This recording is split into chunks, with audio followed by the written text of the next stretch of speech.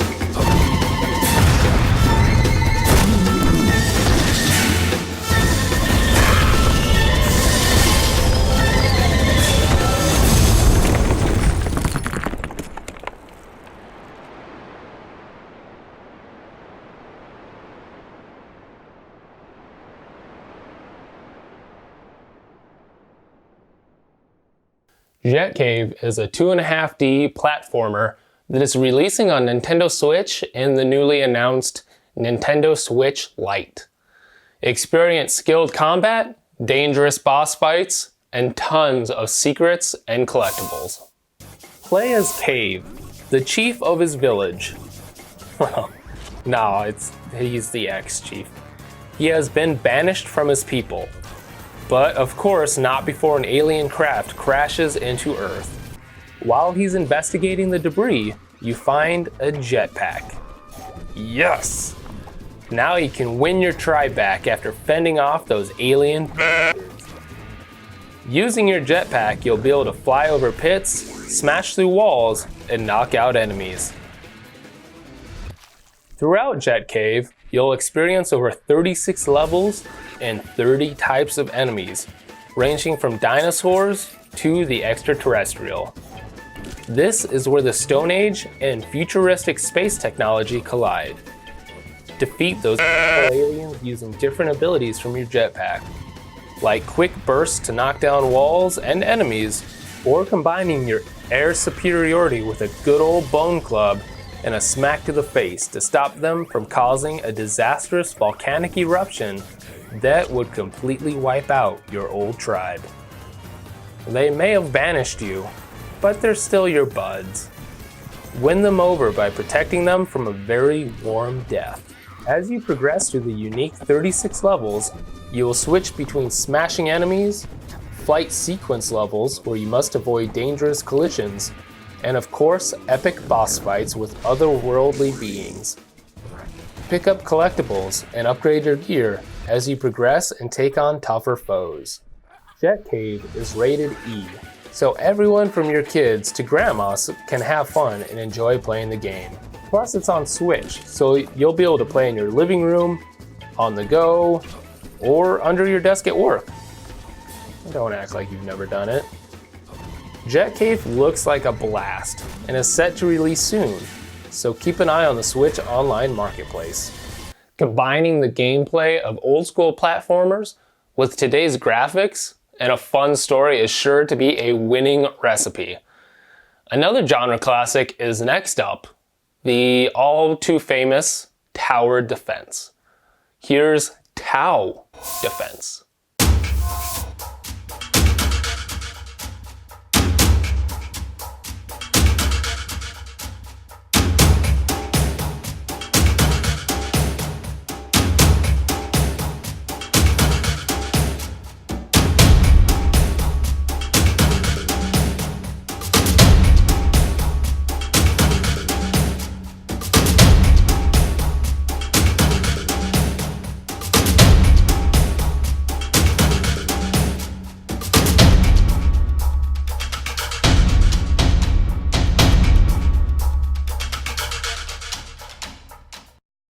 Tower Defense is a classic, fun tower defense game that incorporates ideas and strategic gameplay. Like any other tower defense game, your whole goal is to build towers. It's tower defense. To protect your side. In this case, you want to protect your key. Your key is the source of energy used to build and upgrade your towers. If your enemies manage to get to your key, they will begin stealing it, thus putting a damper on your ability to build and upgrade. It is your only goal, to protect it and kill your enemies. I had a chance to play a demo of Tower Defense, and this is what you see here. It has some great ideas that I love. For instance, some of the maps you build towers on, you have to unlock adjacent platforms before you can use them. Otherwise, they just sit there locked. I found it to be an interesting idea, and it did make me stop and think for a moment. Just a moment. Okay, look, I played the demo through on normal mode relatively easily. I only had to restart on one level. The first level, because I wasn't entirely sure what was going on yet, but I mean, once I got the hang of it and the energy system and familiar with my towers, it was kind of a breeze. But the other thing that I really enjoyed was the different maps, the addition of enemies as you progress, and the little things, like when you upgrade your towers, it raises the platform they are on. It's little details like this that make all the difference. The only gripe I had about it, and it is just a demo, was it did seem a little too easy, even on hard mode. If you knew what you were doing, it was pretty simple to build and upgrade your towers quickly and guide your enemies through narrow corridors with cheaply placed walls. It is just a demo though, so there is still time for the developer to maybe toughen up the hard mode, but all in all, I really enjoy Tower Defense. I'm not typically a tower defense player. I usually find them, they're just not my style. But this had enough features to keep my attention. My favorite part of this indie title came after the level was over. So before I tell you, here's some context. I am a huge stats nerd, especially when it comes to the NFL or NBA. I love stats. I love seeing stats. I love playing in fantasy leagues. I love it. I have no idea why. But Tower Defense feeds my dumb stat-loving face with incredible graphs and charts depicting your battle. From what guns fired the most, what enemies got hit the most, your energy spending, and more. This feature may go under the radar for most, but I love seeing what towers did the most work, and it helps you guide how to build and defend your next map. Tower Defense has dynamic maps, great graphics, interesting features, achievements, and lots of stats. If you're a tower defense junkie, this is definitely one to add to your Steam wishlist. The full release is slated for December this year, just in time for the holidays. Tower Defense will make a great Steam stocking stuffer, and everyone can enjoy playing it. For our last game of the show, we're going to go on a grand and epic adventure. A storytelling journey. A beautiful walk through mysterious lands.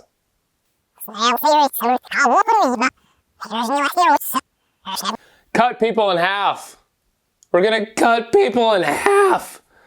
And we have like Groot growing out the side of our right bot. Here's Warlander. Check it out.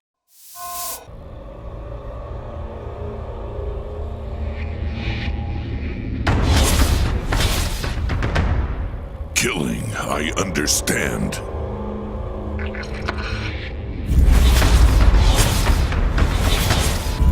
Slicing, I can do.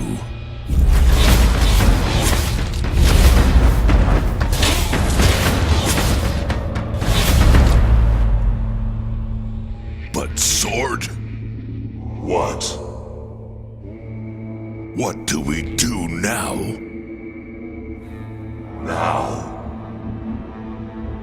Now we feed the tree.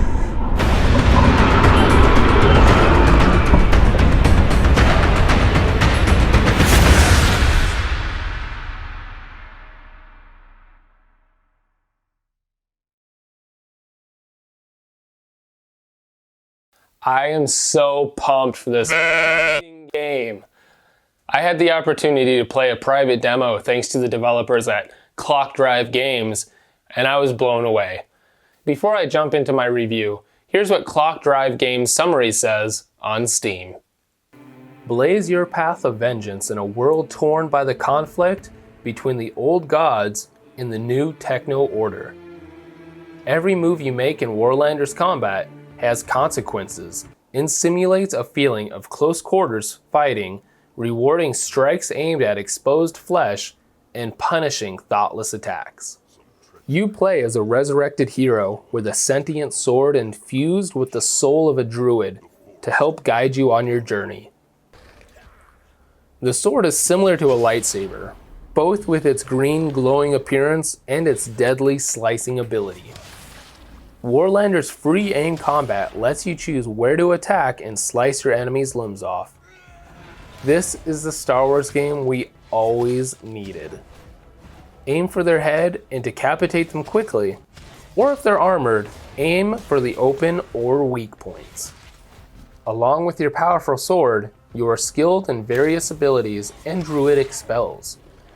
Throw your blade with powerful precision, kick shields out of your opponent's hands, dash to evade attacks, or use your druid spells to shield yourself, shoot sharp spikes through your enemies, or grab them with a long vein extended from your arm, Groot style, and throw them off ledges or slam them into the ground. Combine your physical skills and druid spells to exploit different enemies and simply have fun as half Jedi, half Groot, with maybe a little dash of Kratos. After you've absolutely destroyed your enemies and put your finishing moves on them, you'll have a collection of trophies. By trophies, I mean severed limbs you've picked up, as well as experience. Use a combination of these trophies and experience to level up your different skills with Warlander's expansive skill tree. Level up your physical skills, druid spells, or your defensive abilities. It's up to you how you build your skill tree to fit your own playstyle. The demo was an absolute blast and a great example of what's to come with the full release. Warlander's combat system is one of the best I've seen in a combat game like this. Just the ability to free aim your sword and slice and dice your enemies is cool on its own. It has an interesting narrative about the old druids and the new techno order, and it tells a deep story. The boss fights are fun, and each battle you win feels earned. If you just run in carefree, you will be killed. You must use your abilities and pace yourself to win. I loved it, and I can't wait to play the full release coming early next year. Add this to your Steam wishlist right now. Or I'll tell the developers you guys were jerks. Yes, it's probably obvious. I loved Warlander. I thought everything about it was fun and compelling, from the dynamic voice acting of a sword and a resurrected warrior to an insane combat system. It's just so good. It's more than another hack and slash game though. It's giving the player the power to wield a sword that cuts people in half. Either way, because it's free aim, you can aim however you want. Come to think of it, it's actually really relaxing too. It's a good stress reliever. And that's what we want from our games, right? To escape the stress. Well, there's no stress here. So let's head over to Skype and hear from one of the developers from Clock Drive Games themselves. Hey, how are you doing? Thank you so much for being on the show. I really appreciate it. And thanks for the private demo. No problem, no problem. Can you tell us a little bit more about the progression system in Warlander and how players can utilize it? Okay, so basically, the skill progression in Warlander is focused and created around the idea that the player can change their play style and combat styles depending on which branch or which skills he or she chooses. So, for example, the tree itself is separated into several branches. For example, one branch empowers the sword with which the player fights, and it may give another combat ability and special abilities, actions that can do with the sword, throw it, kick it harder, or just improve its damage or damage to the armor it does. And another, for example, branch empowers the special combat powers that a player can use. For example, he can use a stake gun, like stakes that can fire out and use it in the range. So he can damage or destroy the armor of the opponents. He can use a wine, for example, to grab the opponents and throw them and drop them down. So essentially, the third branch is focused on empowering the player itself, giving it more health, stamina, making him, return his health, giving some other also abilities. So the main idea is that you can turn into a jack of all trades and get a little bit from each branch, and make it a balanced style, or you can focus on one and be really good in that, but at the expense of the others, of course. One of the ideas behind the design is also to encourage player to do multiple playthroughs of the game, to explore, to change different powers, and to test different combat powers and how they work. What were some of the inspirations behind Warlander? Yeah, I would say there are roughly like two groups of inspiration of games that inspired us. One is the old combat games from the 2000s, like Jedi Knight series. Also Kingdom of Amalur, that's a little bit late, but also Soul Reaver, for example. And the other ones are a little bit, closer to us in terms of time, like Metal Gear Revengeance, especially for its blade mode and ability to cut. And Kingdom of Amalur is there as well. Also Dark Souls and Bloodborne series, maybe a little bit of Sekiro now, which is also considered as a part of that group of games. Mostly in terms of approach to tactical combat. How the combat is handled as a tactical way where you try to balance you have a stamina, you have to balance your tactic, you have to watch how you hit it, you aim, and all that. Can you give us any more backstory about our resurrected hero and maybe how he got to this point? Okay, so trying to not spoil the story too much, but the idea is that a hero is resurrected, chieftain of the clan, and to give a little bit of background, because the Warlander universe is in a regional setting, you have two big, how we call the sides in a conflict, I would say. Those are the Druidic Order and you have the techno orders. Druids are connected to the forest, and they're like a sort of a more, of course, nature-oriented. But on the other hand, you have the technos, who are not all of them, but the most important members of their order are corrupted technos that are corrupted by technology, and they're trying to enforce technology in the forest and to destroy it. And Bruce and his people are essentially the third party in all of this. They're stuck between these two opposing sides, and they just want to be left alone and live their life. Alone. But both technos and druids have plans for them, and I'll say just that much, not the story. And the resurrection part comes just to go back to your question, is that Bruce is at the beginning of the game mortally wounded, and he's offered, I would call that a devil's bargain, with the powers of the forest. The forest will empower him and make him not a druid, not a monster, but something in between. But and in return, he will become a sort of a weapon of the forest, and he will have the opportunity to exact his revenge. And of course, I have to ask about the sentient sword and his druidic spells. Yeah, the sword is essentially sentient, and the whole Warlander story is essentially a story about two characters, not just the main character Bruce, but his sword Ferguson, who is sentient, and the sword itself is sort of helping Bruce in different ways. They have very interesting relationships where they start by bickering and fighting, but as the game progresses, they find a sword maybe not a complete connection and understanding, but they learn to live with one another and to support one another. And the sword itself is also, without trying to spoil again too much, is also an ex-druid whose soul is sort of infused into the sword, and he's there to essentially, at the beginning of the game, he's there to guide and to lead Bruce throughout the game and to push him towards the objectives and everything that needs to be done. But of course, that changes as the game progresses. And the interesting part of the story, and that's something that's maybe not too much in the focus right now from all the things we've shown, but that's the relationship between two of them. Because you have a lot of dialogues and a lot of story which is happening between the missions and during the missions, where they talk each other, comment, argue, bicker. I won't do this. No, you should do that. And it's a really dynamic relationship. All right, can you tell us a little bit more about the interactive environment and how players can use it to their advantage?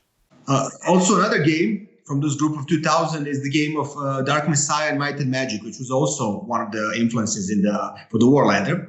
And the idea is to use your environment in a way to help you deal with your opponents.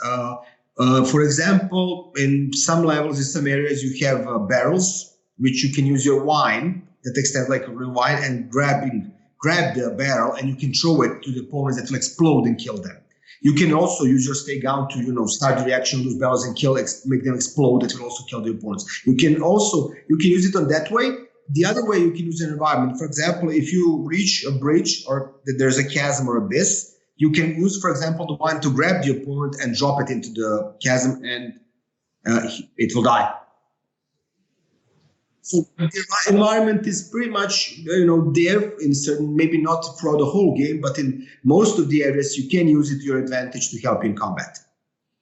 All right, thank you so much again for being on the show. Thank you for answering my questions. Yeah, you too. Bye. I hope you guys enjoyed this episode of Indie Gamer TV. Check out the game links in the description below and let me know what you think of them in the comments. Check back next week for another episode full of indie games, developer interviews, and as always, thank you for watching Indie Gamer TV.